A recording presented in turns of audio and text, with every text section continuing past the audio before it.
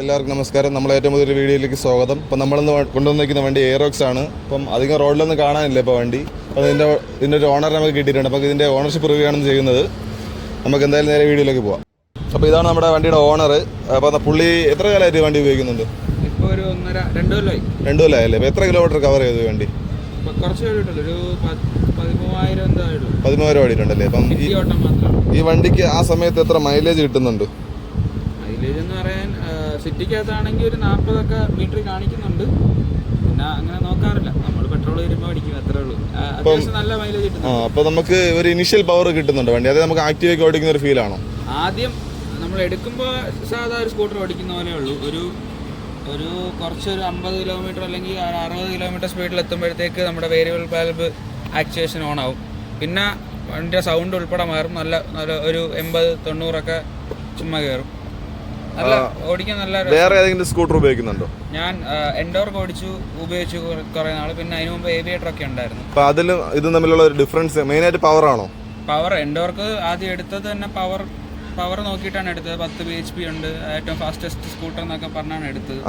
പക്ഷേ അതെടുത്ത് കുറച്ച് നാളെ കഴിഞ്ഞപ്പോൾ തന്നെ ഇഷ്യൂസ് വന്നു തുടങ്ങി. അതിന്റെ ക്ലച്ച് ഇഷ്യൂ വന്നു, പിന്നെ അതിന്റെ സൗണ്ട് ഒക്കെ മാറി. എൻഡോർക്ക് പൊതുവെ മെയിൻ്റെനൻസ് കൂടുതലല്ലേ?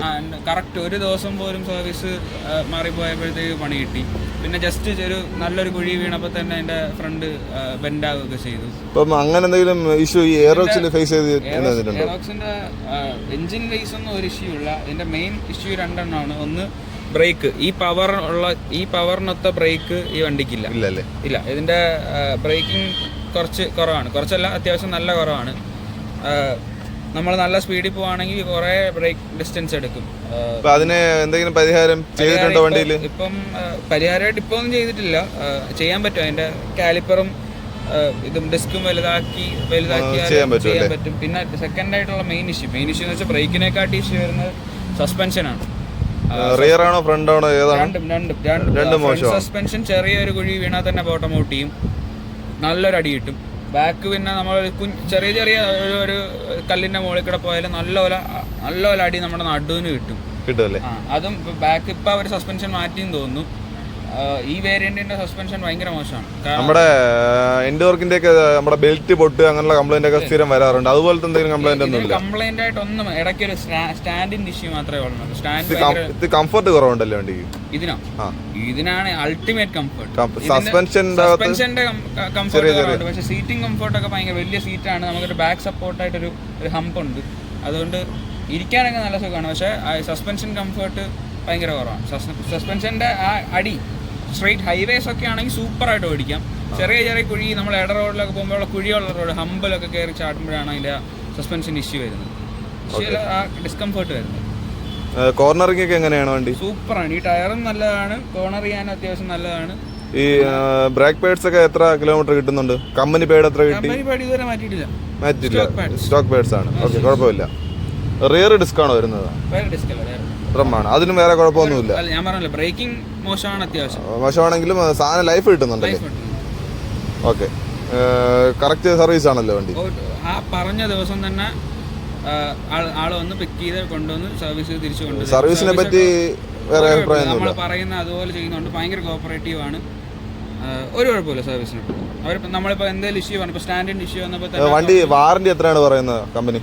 വാറണ്ടി അതിനെപ്പറ്റി ഞാൻ അണ്ടർ വാറണ്ടിയിലാണോ വണ്ടി? വാറണ്ടി 2 കൊല്ലമായല്ലോ. 2 കൊല്ലം. സാധാരണ 5 കൊല്ലം തരാറുണ്ടെന്ന് തോന്നുന്നു, എക്സിന്റെ വാറണ്ടി ഉൾപ്പെടെ. അതാണെന്ന് തോന്നുന്നു. ടയേഴ്സ് വല്ല മാറിയായിരുന്നതിനിടയ്ക്ക്? ഫ്രണ്ടും ബാക്കും സ്റ്റോക്ക് ആണ്. ഫ്രണ്ട് ഏകദേശം 10-60% ഉണ്ട്, ബാക്ക് ഏകദേശം 10-40% ഉണ്ട്. അപ്പോൾ ഒരു ടയേഴ്സ് ഒരു 15-20 ഒരിക്കല്ലേ ബാക്ക്. അപ്പോൾ നമ്മുടെ ഇതിന്റെ ബൂട്ട് സ്പേസിനെ പറ്റി എന്താണ്? ബൂട്ട് സ്പേസിനെ പറ്റി എന്താണ് അഭിപ്രായം? വലുതാണോ എങ്ങനെയാണ്? ബൂട്ട് സ്പേസ് നമുക്ക് കാണാം. അത്യാവശ്യം ഇവിടെ ഇന്ത്യയിലുള്ള സ്കൂട്ടറുകളിൽ ഏറ്റവും വലിയ ബൂട്ട് സ്പേസ് ഉള്ള ഇലക്ട്രിക് സ്കൂട്ടറിന്റെ കാര്യമല്ല. ഒരു ഫുൾ ഫേസ് ഹെൽമെറ്റ് ഒക്കെ സുഖമായിട്ട് വയ്ക്കാൻ പറ്റില്ല. ഫുൾ സൈസ് നമ്മുടെ നല്ല എംടിയുടെ ഒന്നും വലിയ ഹെൽമെറ്റ് ഇരിക്കത്തില്ല. എന്നാൽ സ്റ്റഡ്സിന്റെ ഒക്കെ ചെറിയ അതൊക്കെ സുഖമായിട്ട് അതിന്റെ കൂടെ സാധനം ഇവിടെ വെക്കുകയും ചെയ്യാം. എയർ ഫിൽറ്റർ എല്ലാം കമ്പനി സാധനം തന്നെയാണ് ഉപയോഗിക്കുന്നത്. പെർഫോമൻസ് ഒന്നും ചെയ്യണമെന്ന് ആഗ്രഹമുണ്ട്. അതിന് അത്യാവശ്യം 6500 രൂപയെങ്കിലും റേറ്റ് വരും ഒരു ഫിൽറ്ററിനല്ലേ? ആ, ഒരു ഫിൽറ്ററിന്. ഫ്യൂച്ചർ എന്തായാലും അപ്ഗ്രേഡ് ചെയ്യണം. ഇൻഡിക്കേറ്റർ ഇല്ല നമുക്ക് പഴയ FC വരുന്നതാണ്, അതൊരു നെഗറ്റീവ്. സർവീസിന് വേണമെങ്കിൽ മാറ്റാൻ നോക്കി. ഇപ്പൊ LED നമുക്ക് FC ക്ക് വരുന്ന ടൈപ്പ് 2500 രൂപ എന്തോ വില വരും അല്ലേ? അത് ചേഞ്ച് ചെയ്യാൻ വേണമെങ്കിൽ. ഇപ്പൊ ഉള്ള വേരിയന്റിന് മറ്റേ സ്മാർട്ട് നമ്മുടെ ഗ്രിപ്പ് എല്ലാം നമ്മുടെ FC-യുടെ തന്നെ പോലെ തന്നെയാണ്. പാർട്സ് എല്ലാം റീയൂസ് ചെയ്തിട്ടുണ്ട്. ബൈക്കിന്റെ സ്വിച്ചസ്, പിന്നെ ഇത് നമ്മുടെ വൈസർ വെക്കാനുള്ള മൗണ്ട്, പിന്നെ ഇത് നമ്മുടെ MG-യുടെ ആണെന്ന് തോന്നുന്നു അല്ലേ?